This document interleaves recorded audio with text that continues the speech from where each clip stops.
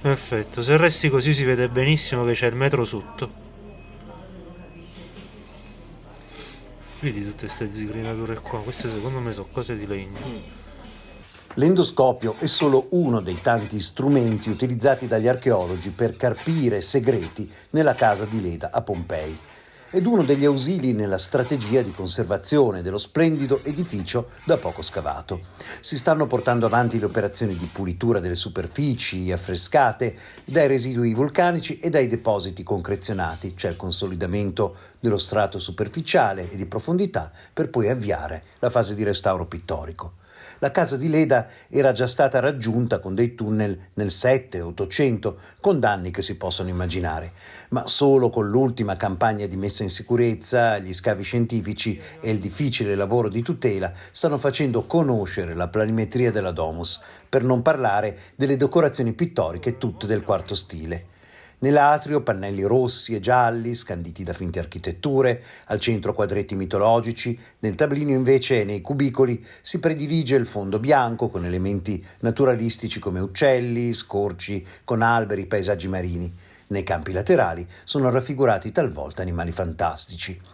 Il cubicolo, posto a nord delle Fauces, mostra invece tondi con ritratti di volti femminili. Le pareti del corridoio sono infine decorate in modo da replicare diverse tipologie di marmo, ci racconta la nota del parco archeologico. La domus meridionale è ormai famosa per il quadro mitologico raffigurante Frisso ed Elle in fuga sull'ariete del Vello d'Oro.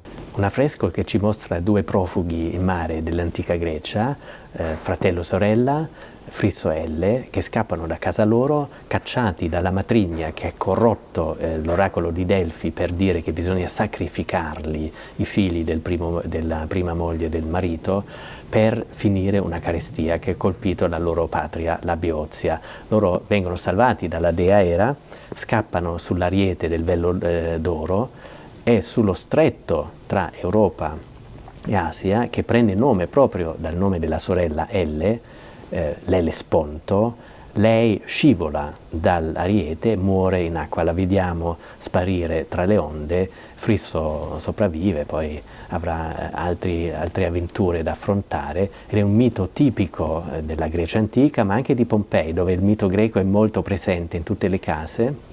È anche un esempio di come il mito, il racconto tramite le immagini, la decorazione delle pareti diventa parte di un ambiente vissuto, come questa piccola casa, non molto grande ma molto riccamente decorata, che cerca attraverso le pitture di emulare, di imitare il tono di vita dell'élite. Obiettivo finale degli scavi in corso, quello di restituire l'intero impianto planimetrico della casa di Leda e acquisire dati sufficienti per definire gli ambienti principali delle due domus confinanti a nord e a sud.